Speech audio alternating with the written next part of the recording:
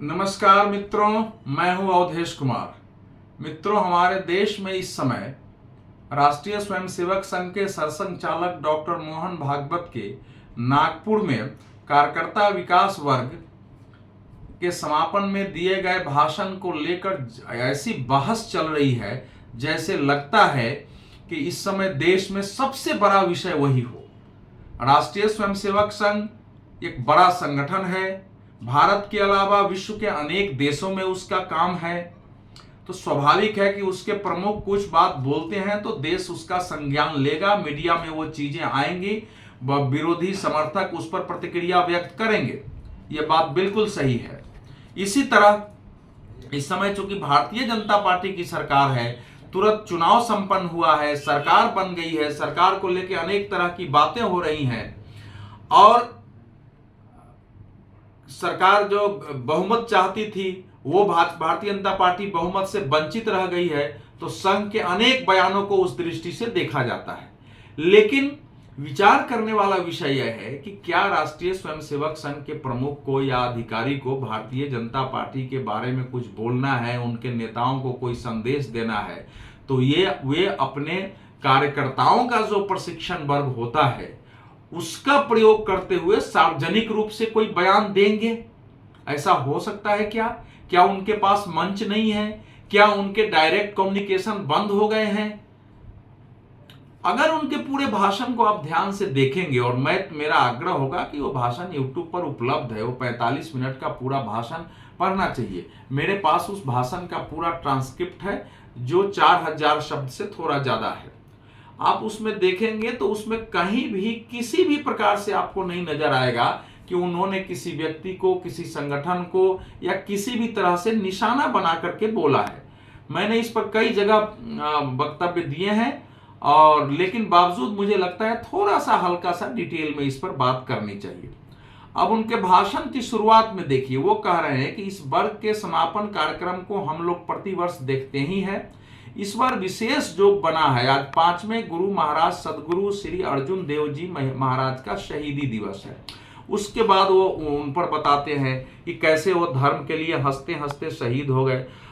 कल उन्होंने कहा कि कल महाराणा प्रताप की जयंती थी और भगवान बिरसा मुंडा का निर्वाण दिन भी था। महापुरुषों के इन स्मरण दिनों पर यहाँ देश हित में अपने आप को योग्य बनाने की साधना करने वालों का उपक्रम देखना और उनके साथ कुछ राष्ट्र के विचार में सहयोगी होना हमारे लिए अत्यंत शुभ योग है। तो ये जो कार्यकर्ता उनके प्रशिक्षण का शिविर होता है संगठन का, जितना मैंने आरएसएस को पढ़ा है, समझा है, उसमें उनके लिए ज्यादा से ज्यादा वो प्रेरित हो। उनका प्रशिक्षण समाप्त हो रहा है लेकिन अंतिम समय ऐसा उद्बोधन हो जिससे जो कुछ उनके गुण है उस गुण के अनुरूप वो समाज की सेवा कर सके, देश का काम कर सके और ज्यादा से ज्यादा समय लगाए, आवश्यक हो तो पूर्णकालिक बन जाए, जीवन दान दे दे, इसके लिए वहां भाषण होता है। वो इसी जगह पॉलिटिक्स पर बोल करके निगेटिविटी उत्पन्न करने का काम राष्ट्रीय स्वयंसेवक संघ के प्रमुख नहीं कर सकते हैं। ये हमेशा ध्यान रखना चाहिए। लेकिन हर चीज हम राजनीति से देखते हैं। हालांकि जब चुनाव हो रहा है, चुनाव परिणाम आ चुका है, तो सरसंघचालक के दिमाग में वो होगा और उसको बिल्कुल खारिज करके उसको हटा के भाषण नहीं है, वो रहा होगा उनके दिमाग में, लेकिन किस तरह रहा होगा ये समझने की जरूरत है। और उस पर वो बोलते हैं कि हालांकि बाहर वातावरण दूसरा है, उसके परिणाम चुनाव संपन्न हुए, वो बातें उसके परिणाम भी आए उस पर, लेकिन चर्चा हो रही है, एक सरकार भी बन गई है, लेकिन चर्चा अभी तक जारी है। अब जो हुआ वो क्यों हुआ, कैसे हुआ, तो जो 5 वर्ष पर वो कहते हैं कि प्रजातांत्रिक तंत्र में होने वाली घटना है, उसके अपने नियम और डायनेमिक्स है, यह सब उसके अनुसार होता है। अपने देश के संचालन के लिए कुछ निर्धारण करने वाला वो प्रसंग है, इसलिए महत्वपूर्ण है। लेकिन इतना महत्वपूर्ण क्यों है? समाज ने अपना मत दे दिया, उसके अनुसार सब होगा, क्यों, कैसे, इसमें संघ के हम लोग नहीं पढ़ते। वो कह रहे हैं कि हमारा काम नहीं है, लेकिन बहस इस पर हो रही है कि ये उनका काम है, इसीलिए वो बोल रहे हैं। वो बताते हैं कि हम लोकमत परिष्कार का अपना कर्तव्य करते रहते हैं, प्रत्येक चुनाव में करते हैं, इस बार भी किया है, बाकी क्यों हुआ, क्या हुआ, इस चर्चा में हम नहीं पढ़ते। जिस अहंकार की बात हो रही है, तो वहां कुछ साधुओं का, कुछ सन्यासियों का या महंतों का भाषण हुआ था। उनके भाषण से पता चलता है। उदाहरण के लिए वो कहते हैं कि कल ही आदरणीय सत्यप्रकाश जी महाराज ने हमको कबीर जी का एक वचन बताया। ये मैं कई टीवी पर बोल चुका हूं। कबीर कहते हैं, निर्बंधा बंधा रहे, बंधा निर्बंधा होई, कर्म करे करता नहीं, दास कहाए सोई। यानी जो सेवा करता है, जो वास्तविक सेवक है, वो उसकी कोई मर्यादा होती है। उनका कहना है कि मर्यादा क्या होती है? तो तथागत ने कहा है, कुशलस्य उपसंपदा, यानी अपनी आजीविका, पेट भरने के का काम सबको करना है, करना ही चाहिए, कौशल पूर्वक करना चाहिए, लेकिन दूसरों को धक्का नहीं लगाना चाहिए। ये मर्यादा रखकर हम लोग काम करते हैं। यही मर्यादा अपना धर्म और संस्कृति है। फिर वो पूज्य महंत गुरुवर महंत रामगिरी जी महाराज ने वहां भाषण दिया था, उसके बारे में कहते हैं कि बहुत मार्मिक कथाओं से उन्होंने थोड़े में बताई। वो मर्यादा है, वो कहते हैं कि कर्म करता है, कर्मों में लिप्त नहीं होता, उसमें अहंकार नहीं आता, वही सेवक कहलाने का अधिकारी होता है। अब वो सेवक शब्द जो है वो महंत गुरुवर महंत रामगिरी महाराज जी ने कहा है। यानी आप सेवा करने जाते हैं तो आप कर्मों में लिप्त होंगे तो आपको अहंकार होगा।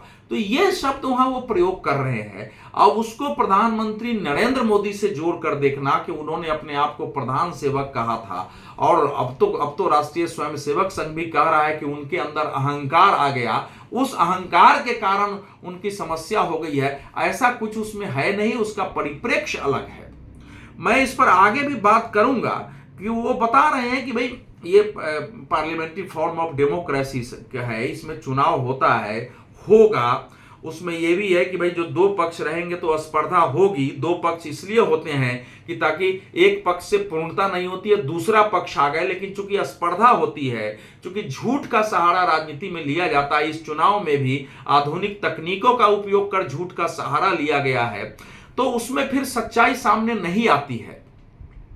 लेकिन इसमें हमको नहीं पढ़ना है, उसमें हमको यह है कि हमको असत्य का उपयोग नहीं करना है कहीं बैठे। अब उनके अनुसार चुने हुए लोग जो है वो संसद चलाएंगे, देश चलाएंगे, सहमति बना के चलाएंगे। यानी अब चुनाव हो गया है, उसमें बहुत सारे तनाव हुए, एक दूसरे पर आरोप लगाए हैं, झूठ भी बोले गए हैं, देश में चुनौतियां, उनसे बाहर निकल के काम करने की आवश्यकता है। उसके वो सूत्र बताते हैं कि कैसे जो है समानो मंत्र समिति समानी समानमम मनः सह चित्त में शाम, समानम मनः सह चित्त में शाम, यानी इस सहज चित्त पर वो जो विनोबा भावे की टिप्पणी है उसको उद्धृत करते हुए कहते हैं कि वो बताते हैं कि उनको मानवीय मन का ज्ञान था, लेकिन उनका कहना है कि चित्त के बारे में सब नहीं कहा है, मन के बारे में कहा है, क्योंकि व्यक्ति का मन अलग अलग होता है, इसलिए 100% मत का मिलान संभव नहीं होता है। लेकिन जब चित्त अलग अलग होने के बाद भी एक साथ चलने का निश्चय करते हैं तो वह चित्त बन जाता है। तो इसलिए चित्त बनाए लोग और फिर एक साथ चलने का निश्चय करें, तो वो उनका आग्रह था।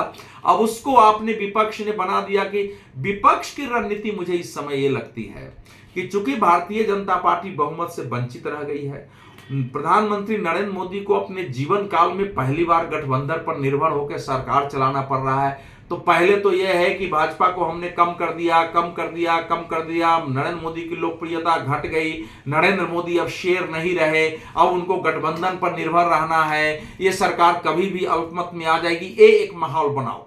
अब संघ के बयान को लेके कि देखो देखो देखो ये नरेंद्र मोदी कितने अहंकारी है, हम बोलते थे, अब तो संघ प्रमुख भी बोल रहे हैं, संघ भी इनसे नाराज है। तो एक पूरा माहौल अभी से बनाने की रणनीति होती है कि अभी से एक माहौल बनाए रखो कि आरएसएस भी उनके खिलाफ है, और इसलिए खिलाफ है कि वो अहंकारी है, वो दूसरे की बात नहीं मानते, जिसको विपक्ष कहता है कि नरेंद्र मोदी डिक्टेटर की तरह शासन, डिक्टेटर की तरह व्यवहार करते हैं, चाहे राजनीति में हो चाहे सत्ता में हो। तो एक विपक्ष ने इसको एक माहौल बनाया उस ढंग से है। और संघ की समस्या यह होती है कि संघ प्रायः अगर उस पर आरोप लगते हैं तो प्रेस कॉन्फ्रेंस बुला के उस पर स्पष्टीकरण दो, क्वेश्चन एक करता नहीं है, इसलिए आप जो चाहिए बोल दिए। हालांकि इस पर बहुत सारी बातें सामने आ गई है, आती रहेंगी। संघ ऐसे ही बात करता है, उनको अपने स्वयंसेवकों से बात करनी है, उसमें हर प्रकार की बातें रखते हैं। अब उसमें अगर किसी को शब्द निकालना हो तो वो निकाल सकता है, लेकिन देखा जाए तो अगर उसमें उन्होंने नरेंद्र मोदी का भागवत जी ने नाम नहीं लिया है, लेकिन किसी भी नेता का नहीं लिया है।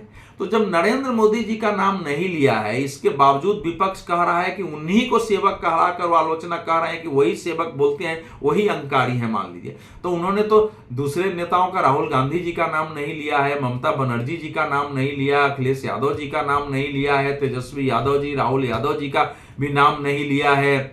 उन्होंने स्टालिन, MK स्टालिन का नाम नहीं लिया है। तो यही बात उन पर क्यों नहीं लागू होती है कि चुनाव में असत्य का सहारा लिया गया? यही क्यों नहीं लागू होती है कि स्पर्धा रखने के कारण दूसरे को धक्का देने की प्रवृत्ति है? क्यों नहीं लागू होता है कि सब कर्म में लिप्त रहते हैं इसलिए अहंकार है? अगर लिया जाए तो समूची राजनीति पर यह टिप्पणी हो सकती है कि राजनेताओं को कैसे काम करना चाहिए। यह केवल एक पक्ष का विषय नहीं हो सकता है, तो दूसरे पक्ष के लिए क्यों नहीं हो सकता है कि सब कुछ एक ही पक्ष के लिए होगा? राष्ट्रीय स्वयंसेवक संघ और भाजपा के अपने संबंध है। नरेंद्र मोदी भी राष्ट्रीय स्वयंसेवक संघ के प्रचारक रहे, वहां से निकल के आए हैं। अमित शाह भी राष्ट्रीय स्वयंसेवक संघ के स्वयंसेवक हैं। JP नड्डा भी स्वयंसेवक हैं। तो सारे बड़े नेता, राजनाथ सिंह स्वयंसेवक हैं, नितिन गडकरी स्वयंसेवक हैं, तो वो भी संघ हुए। तो उनसे तो वो बात नहीं करेंगे, मंच पर जाके उनको अहंकारी बोलेंगे। और जो विपक्ष 24 घंटे RSS पर आलोचना करता है, RSS पर हमले करता है, उसको वो क्लीन चिट दे देंगे कि ये अहंकारी नहीं है, ये कर्मों में लिप्त नहीं रहते हैं, ये झूठ नहीं बोलते हैं, इनका जो व्यवहार है वो उनके जो जितने उच्च स्तर का उनका दायित्व है उसके अनुरूप, ऐसा उन्होंने कह दिया है। ऐसा नहीं कहा है, उन्होंने चिंता प्रकट की है कि जिन लोगों को देश चलानी है उनको इससे बाहर आकर के अपने चित्त को एक करके और फिर मन एक करके काम करने की आवश्यकता है। चुनाव हर 5 साल पर आएंगे जाएंगे, लेकिन देश यहां रहना है, देश के लिए सबको काम करना है। देश है तभी राजनीति है, देश है तभी आप नेता हैं, इसलिए देश को आगे बढ़ाने की बात है। और उन्होंने तो पिछले सरकार की थोड़ी प्रशंसा भी की है कि इस सरकार के शासन में अच्छे काम हुए हैं। दुनिया यह मानती है, भारतीय संस्कृति सभ्यता के गौरव को दुनिया मानती है। यहां तक कि उन्होंने यह भी कहा है कि जिन मानकों पर दुनिया मानती है कि किस देश ने आर्थिक प्रगति की है, उन मानकों पर भारत ने अच्छा काम किया है, यह भी उन्होंने बोला है। इसको भी विपक्ष को मानना चाहिए। राष्ट्रीय स्वयंसेवक संघ के स्वयंसेवकों का, चाहे वो भाजपा में हो, RSS में हो, दूसरे संगठनों में हो, इस बार चुनाव को लेकर क्या परसेप्शन था, कैंडिडेट्स को लेकर क्या मंतव्य था, या फिर जो गठबंधन हुए उनको लेकर क्या मंतव्य था, ये एक विषय है, उस पर अलग से बात हो सकती है। लेकिन मोहन भागवत जी जब नागपुर में अपने कार्यकर्ता विकास वर्ग के प्रशिक्षण शिविर में बोल रहे थे, उसका यह विषय नहीं था। कोई भी निष्पक्ष होकर के विचार करेगा तो उसका निष्कर्ष यही आएगा कि उनका विषय, उनका वेव ऑफ लेंथ बिल्कुल अलग था, वहां यह विषय नहीं था। तो आगे आवश्यकता अनुसार इस पर अवश्य बात करेंगे। आप सबसे निवेदन है कि मेरा YouTube चैनल देखते रहिए, उसको सब्सक्राइब करते रहिए, अपना सुझाव भी देते रहिए। समय समय पर मैं वीडियो लेकर आपके समय उपस्थित होता रहूंगा। बहुत बहुत धन्यवाद। नमस्कार।